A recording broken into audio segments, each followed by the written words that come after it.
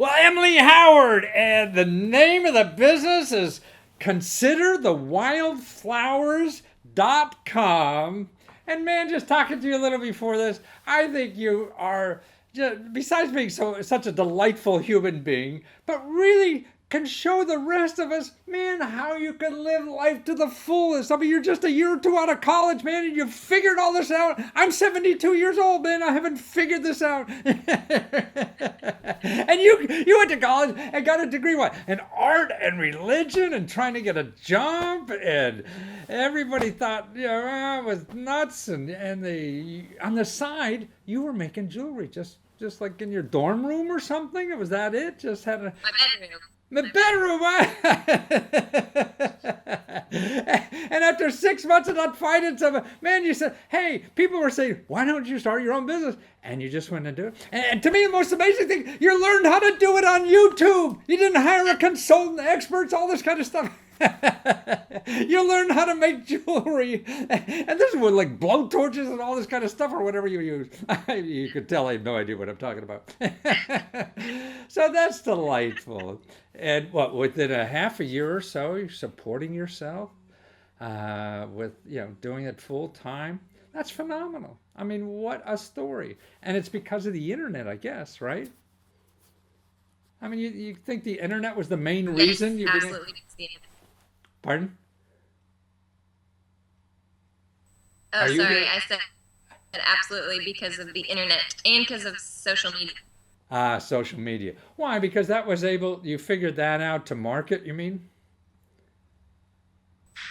Yes, yes, for marketing, free marketing. Yeah.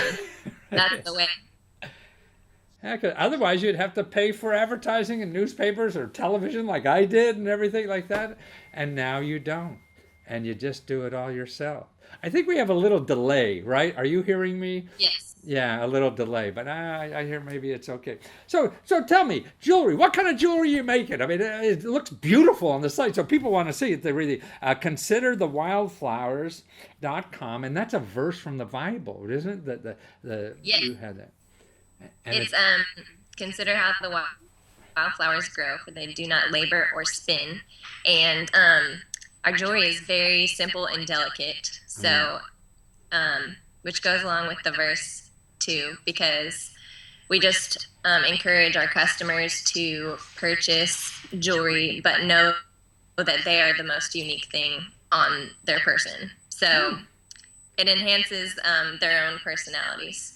I see. So in other words, it's very delicate work, it looks like. And also you have workshops you're giving now and floral arrangements. I don't understand the floral things you're doing. Well, that's kind of a personal story because my business name was Consider the Wildflowers, people automatically assumed I was a florist. And I told you before, I had to say yes to a lot of things, knowing what I was doing, but it ended up turning into a really great opportunity, and so I would just say yes. And I've done 5 or 6 weddings now in the last 2 years, and quite a few like floral events. And then also I originally taught a workshop on floral arranging so that I could get a discount on my rent. You greedy person. Yeah. So, but you know what? It was so much fun, and it brought, when you have an online business and you don't get to see your customers face to face, it invites them to like not only invest into spending time here in our studio, but also to like spend face time together and get to know them and what they like and what they don't like. See. Right. Nothing beats really face to face on that. Exactly. I mean, the older I get, I do a lot online, but boy, I mean, that's why I'll go speak anywhere and just to get feedback from people face to face is nothing, could beat that. But your stuff is so elegant, and you even have like, gosh, I'm on Amazon. You're also on Amazon. And Martha Stewart gave you her blessing. Yes, she did. And we appreciated it a lot. That's wonderful. So that's why somebody who taught herself how to make jewelry by watching YouTube videos, just 6 months, out of college and supporting herself doing it, and a year later, Martha Stewart's, putting holy water on her. Yeah. Yes. Oh, that's wonderful. And so you were thinking that instead of this didn't even come to mind until you start looking for jobs and people were telling you this. And what kind of jobs were you looking for? So I thought in my last semester of school, if I can, start a little side business and show what I can do with Photoshop and I see. What I've taught myself with social media, if I can do that and use it as a resume builder, then surely it will help me get a job for somebody else. So I interviewed with a couple different companies, and we would go through the process, and it was just this unsettling bridge between, well, you're basically applying to do what you already do for yourself, so why are you not doing that for yourself? And I didn't have an answer. So I was applying to fashion for cause type companies, and that's kind of just where it left off. And I had another opportunity for a side job doing social media and branding for a company out of the Entrepreneur Center, which was an opportunity for me to go to the events for free. And not more importantly, just to learn and grow on that team and see how it would grow even more, a business, a startup. So that was a shoe company. Oh, a shoe company, really? So it's a fashion business, though. What kind of shoes? That's interesting. What kind of shoes they making down in Tennessee? What are they? So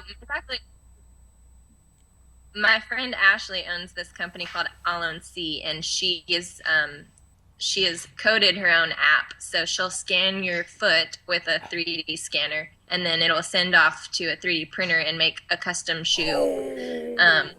Yeah. Oh, hey, put her on to me. I'd love to interview her. Is she still in business? Yes, she is. Yeah, oh yeah, I'd love to do that. I'm a shoe guy, Oh, yeah. Yeah, oh, I'd love to talk to her. Okay. But what do you think that something like so 6 months out of college, you figured out how to support yourself with your own business and share your soul and talent with the world and everything. What stops the rest of the young people from doing this, you think? Probably fear. Really? Or just self-doubt. And that's probably one of the things that has been most encouraging to the people around me that I'm friends with, that have been friends with me for a few years, to see me make a decision to do something and stand by that and read all the books, ask all the questions, do what it takes to kind of figure that out. And that's probably, my friends just kind of will come to an event or something. Like tonight we have an event, and they'll just say, "Do you remember 2 years ago? This is crazy." So 50 years ago, when I was starting out like you, I was the same thing with the fear of failure. And that's why my first 2 businesses failed. And that was the most joyous thing that happened to me, because then I didn't have to worry about it anymore, because I realized nobody cares if you fail. Exactly. And I think one of the biggest things for an entrepreneur, I think Seth Godin says this, but you have obstacles and you have opportunities, and the entrepreneur knows how to turn both into their advantage. So I love that quote, and it's very true, because obstacles still come up where I'm that's like, what life's about. what am I doing? No, Yeah. in school, I remember they used to train me in the MBA to make everything run smoothly. And then when I get out, I'm like, man, that never happens. Why the hell am I trained to do that? You have to train yourself for chaos. Nothing's ever going to run smoothly. If it did, you wouldn't be needed. Exactly. Well, that's wonderful. And so now, other people, it's just, I guess the fear of failing is what keeps people from doing this. And I could see the joyousness in you. I mean, I think, people like you that are doing what you want can give more to society or to personal people in your life and everything, because you're not in some miserable position all day, right? Yes, that is true. I definitely think that certain jobs, and I mean, when you are doing what you're truly called to Yeah. do, and you feel joy while you're doing it, Yes. you have that overflows into relationships, and Yes. it overflows after work and on the weekends, And you're more lovable too, I think. I hope so. Yeah, well, people can love you more. If you're miserable all day, it's hard to Yes. love a miserable person. Exactly. But if you're happy all day, you become easier to love. And that's one thing, as I get older, I say, that's the one thing I could really concentrate on, do better. I could love harder. You know, I may not run faster, but I can love harder. So that's something you'd always do. And I wish I knew it at your age. Oh, that's wonderful. So are other people, get excitement from seeing you success and maybe trying it themselves yet? Yes, I definitely think so, and I hope so. And I have a lot of people come to our workshops and say, "This is my project," and getting to hear what they're doing and being like, "You can do this." It's like, this is me telling you from my. Absolutely. So, in other words, you're saying, with YouTube and $100, you're in business. Figure out what you love and do it. Yeah. Well, you're so sweet, and thank you so much for being there, Emily. I just think what you're doing is terrific, and to show people and to have a product. I think mass marketing is over with, because you could give us something very personal, and that's more joyous in life than getting the 15th billion copy of something. Those days are gone. So thank you for showing us the new way, Emily. And take care. So consider the wild. Now this is spelled funny, right? Consider then WLDFLWRS.com, right? No vowels and wildflowers. Right. So it's like that. You would spell it on a license plate. Right. Thank you so much. Take care. Thank you.